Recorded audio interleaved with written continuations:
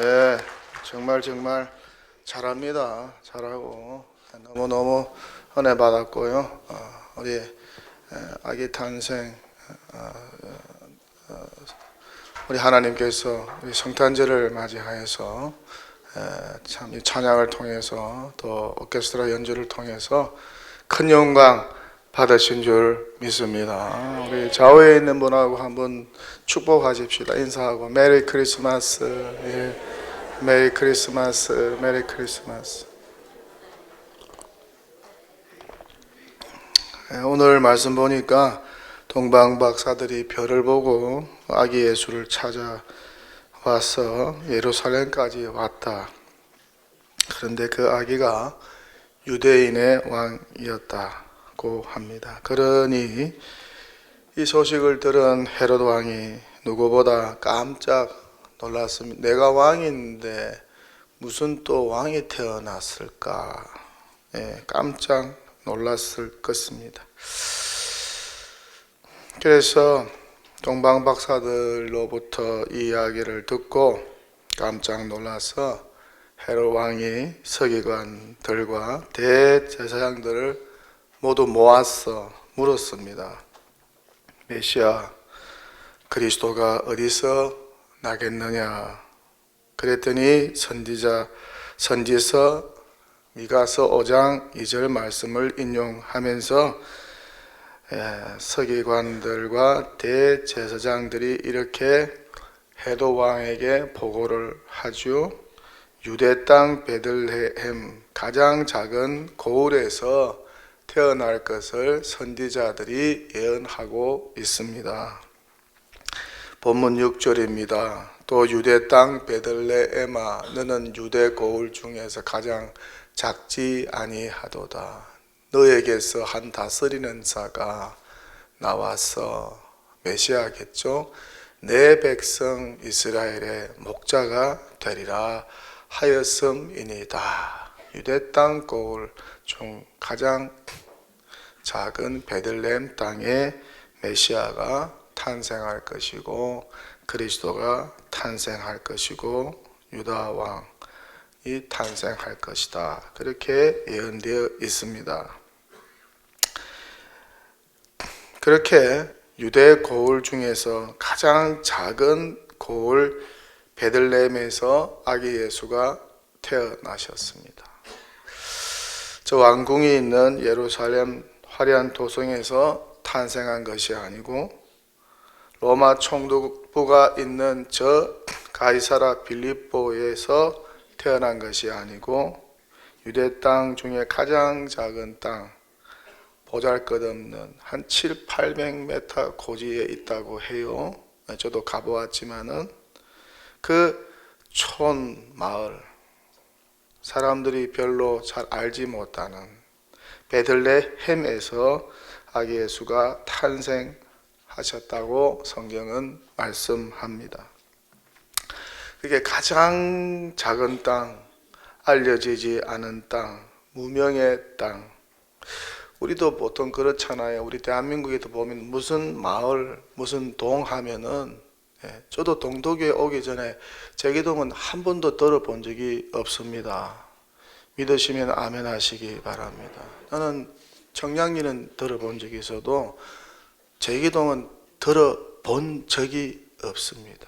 그렇게 대한민국에도 보면 그런 조그만 마을들이 있어요. 듣도 보지도 못한 마을.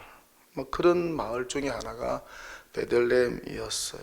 그렇게 보잘것없는 땅 베들레헴에 아기 예수가 탄생하였고 이것 때문에 아기 예수의 탄생 때문에 이 베들레헴이 유명한 마을이 되었습니다. 전 세계적으로 베들레헴을 모르는 사람이 이제는 없습니다. 그만큼 유명해졌습니다. 지금은 전 세계인들의 성지가 되었죠. 성탄절이 있는 12월이면은 베들레헴에 관광객들, 성지 순례객들로 가득 차 있습니다. 지금도 그럴 것입니다. 가득 차 있습니다. 그래서 택시 기사들이 이 성탄절이 있는 12월 베들레헴 택시 기사들은 대박 터지는 날이라고 해요. 한 달 동안 돈을 벌면은 그 번 돈으로 1년을 쓸 수 있을 만큼 그렇게 돈을 많이 번다고 합니다. 그리고 베들레헴도 아주 번창해졌습니다.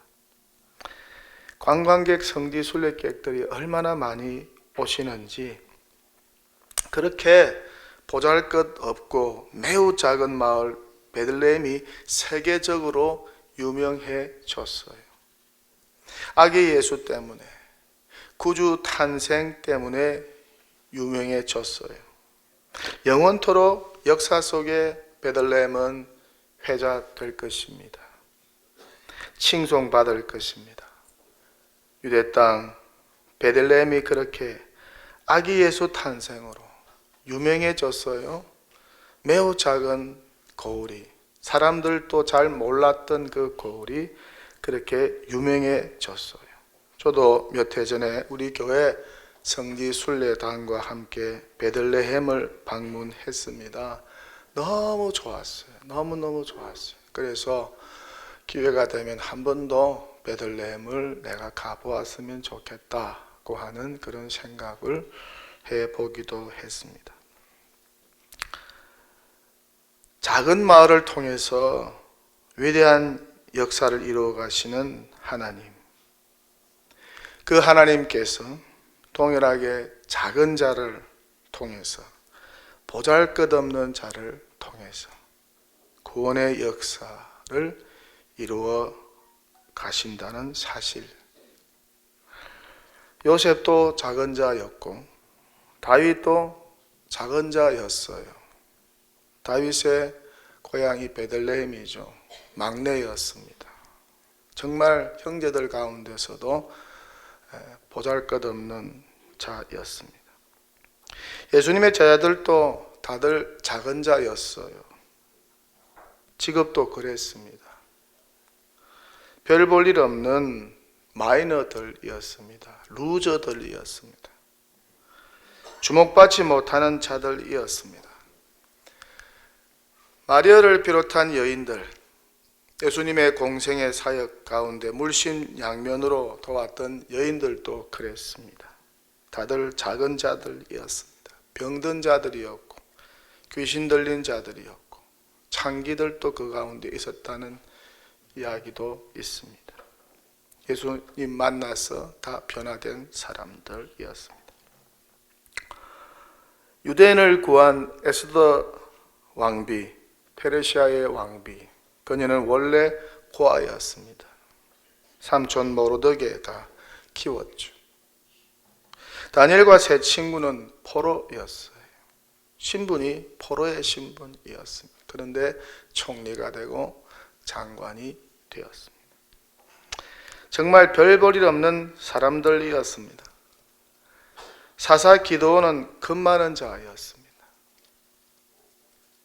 사사 에봇은 왼손잡이요. 당시 왼손잡이는 정상이 아니라고 생각했습니다. 다들 오른손이 힘이 있고 권능이 있다고 생각한 때였으니까. 사사 입다는 기생의 아들이었습니다. 이런 보잘것없는 자들을 하나님이 부르시고 택하셔서 구원의 위대한 역사를 이루어 가셨고 구원의 역사의 동력자로, 협력자로 사용하셨다는 것입니다. 저도 마찬가지입니다. 이들보다 더 작고 보잘것없는 자였죠. 그런데 이렇게까지 쓰임받고 있어요. 이것을 생각하면 늘 감사하고 기쁘고 은혜죠. 나 같은 사람이 무슨 목사가 되겠습니까? 저같이 부족한 사람이 무슨 설교를 하겠습니까? 저같이 부족한 사람이 무슨 목회를 하겠습니다. 매일매일 내가 목사가 되고 예수 믿게 되고 이렇게 주의 일을 감당하게 되고 하나님의 쓰임 받는다는 이 사실이 너무너무 감사해서 날마다 성은이 하옵나이다. 성은이 만극하옵나이다. 그렇게 하나님 앞에 감사와 찬양과 영광을 올려드립니다. 자신이 작아 보이고 별 볼 일 없어 보여도, 흠결이 많고 좀 부족해 보여도 하나님의 손에 붙잡히게 되면 놀라운 구원의 도구로, 성령의 도구로 사용될 줄 믿습니다. 이 믿음으로 늘 하나님의 은혜와 하나님의 능력을 붙잡는 저와 여러분 되시고 우리 동독에 되시면 하나님께서 때가 되면 더 크게 귀하게 사용하실 줄 믿습니다. 또 말씀 보니까 헤롯 왕이 동방 박사들을 속이는 장면이 나옵니다.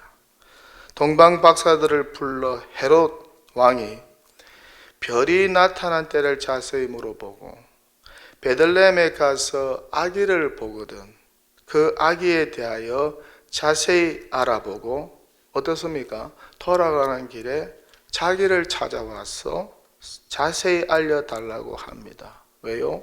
자기도 찾아가서 경배하려고 한다면서. 사실입니까? 거짓입니까? 사기입니까? 진짜입니까? 그런데 어떻습니까? 이 말은 전부 거짓말이고 사기였습니다. 트릭이었습니다.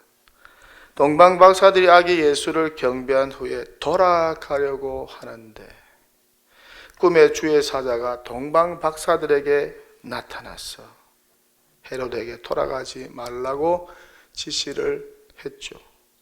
이 지시대로 그들은 다른 길로 고국으로 돌아갔습니다.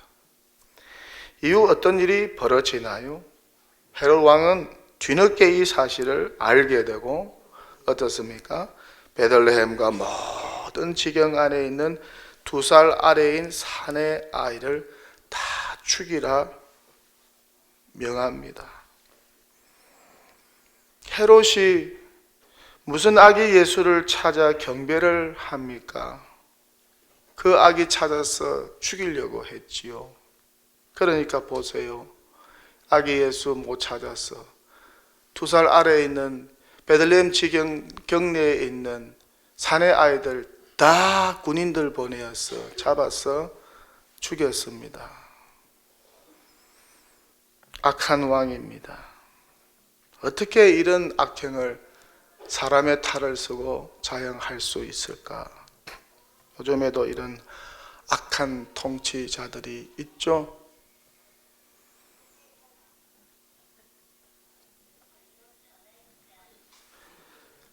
여러분, 지금 러시아와 우크라이나 전쟁을 통해서 얼마나 많은 젊은 사람들이 죽은지 여러분 아시죠? 올해 8월 미국 보고서에 의하면 러시아 군인들 30만 명이 죽었고 우크라이나는 정확한 정보를 주지 않지만 약 20만 명이 죽었을 것이라고 합니다. 그러니까 올해 8월까지 양국이 50만 명이 죽었어. 전쟁으로. 그 중에 태반이 젊은 20대, 30대입니다. 그들이 무슨 죄가 있습니까? 한 사람의 지도자의 탐욕 때문에 선량한 사람들이 죽어갔습니다. 전사 소식을 받는 부모의 심정은 어떨까? 저는 많이 울었어요. 내 아들 같은, 내 자식 같은 아이들이 전쟁터에 나가서 저렇게 전사했구나. 입장을 바꾸어 놓고 생각해 보았습니다. 전쟁을 일으키는 사람처럼 악한 사람이 없습니다. 한 사람의 탐욕 때문에 역사 속에도 수많은 사람들이 희생이 되었어요. 헤롯과 같은 나쁜 통치자들입니다. 이렇게 성탄의 소식과 함께 2000년 전 베들레헴에 성탄의 기쁜 소식과 함께 더불어서 비극적인 일들이 발생했다는 것입니다. 악한 사탄 마귀가 예수님 탄생을 가만히 보고만 있지 않았겠죠. 그렇게 그 당시 베들레헴 주변 지역은 눈물바다, 통곡바다가 되었습니다. 성경은 이것 역시 예레미야 선지자의 예언이라고 말씀을 하고 있죠. 마태복음 2장 17절 18절에 기록하고 있어요. 이에 선지자 예레미야를 통하여 말씀하신 바 라마에서 슬퍼하며 크게 통곡하는 소리가 들리니 라헬이 그 자식을 위하여 애곡하는 것이라. 그가 자식이 없으므로 위로받기를 거절하였도다 함이 이루어졌느니라. 그렇게 아기 예수 탄생 이후에 베들레헴과 그 모든 지경에서 큰 통곡 소리가 끊이질 않았습니다. 결국 이 일로 어떻습니까? 아기 예수도 요셉과 마리아와 함께 애굽으로 피난을 떠나게 되었습니다. 그리고 애굽에 살면서 헤롯 왕이 죽기까지 애굽에서 거주하게 되죠. 피난살이 하게 됩니다.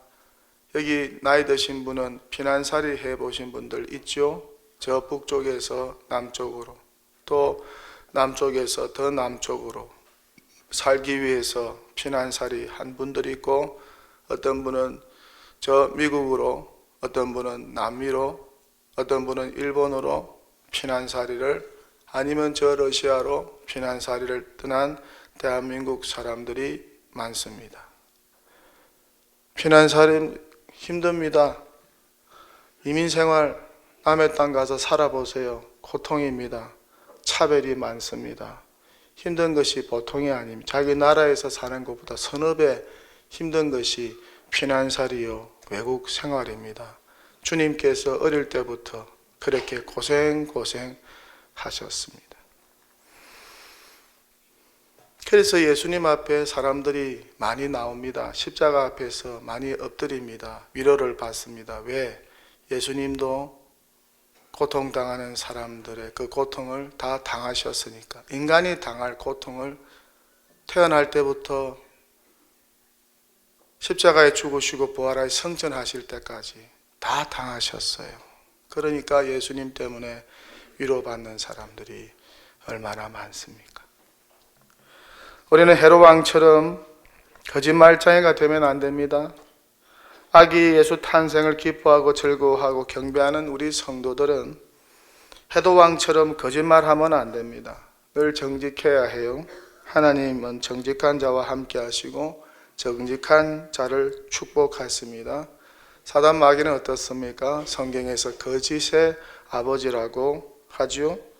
거짓말하는 것을 그렇게 좋아하는 것이 사탄 마귀입니다. 너무너무 좋아해요. 그렇게 사람들을 현혹해서 거짓말하게 만듭니다. 사기치게 만듭니다. 그래서 거짓말하기를 좋아하는 자는 사단 마귀의 자녀와 하수인입니다. 사단 마귀의 지령을 받는 자입니다. 귀신 들린 자라고 해도 괜찮아요. 대신 성령의 사람은 어떻습니까? 영에 속한 사람은 절대 거짓말하지 않습니다. 한 입으로 두 마디 하지 않습니다. 언제나 정직합니다.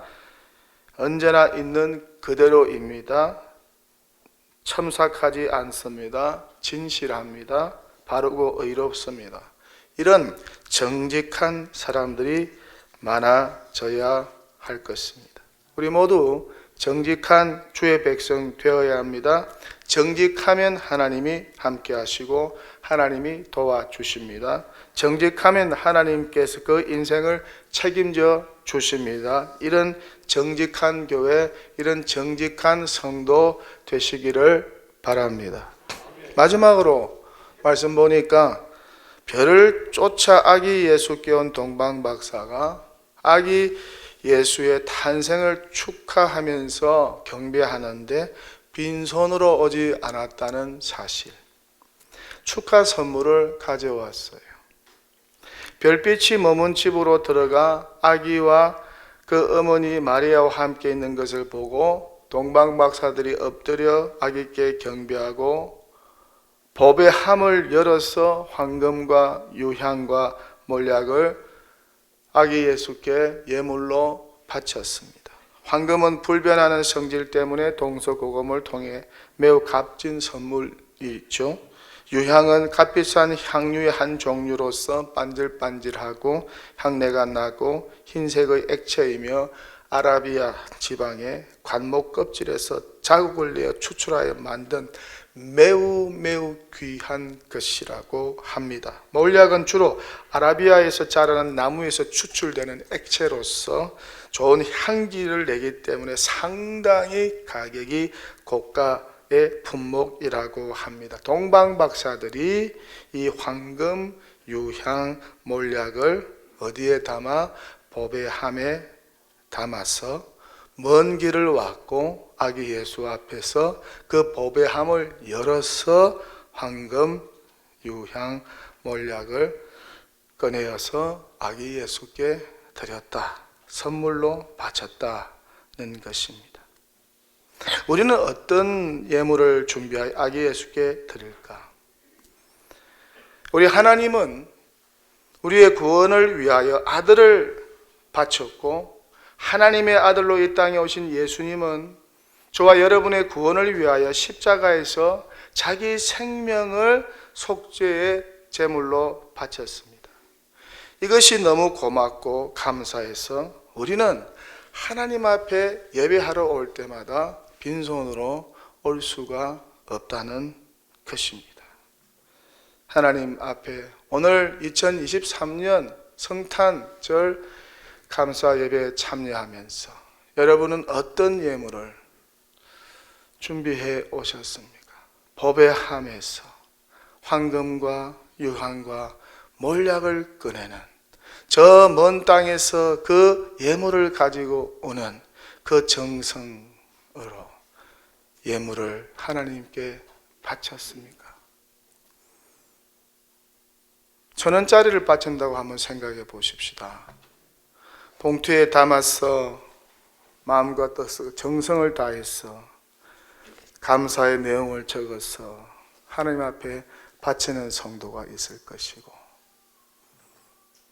1,000원짜리를 호주머니 찢어다가 꺼내어서 아무 생각 없이 바치는 분도 있을 것입니다.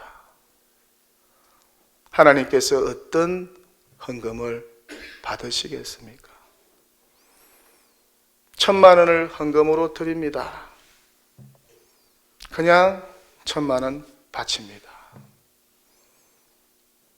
어떤 분은 5만 원을 바치는데도 봉투에 담아서 마음과 뜻과 정성을 다해서 담아서 감사 내용을 적고 하나님께 바칩니다. 하나님께서 어떤 예물을 헌금을 기뻐하실까?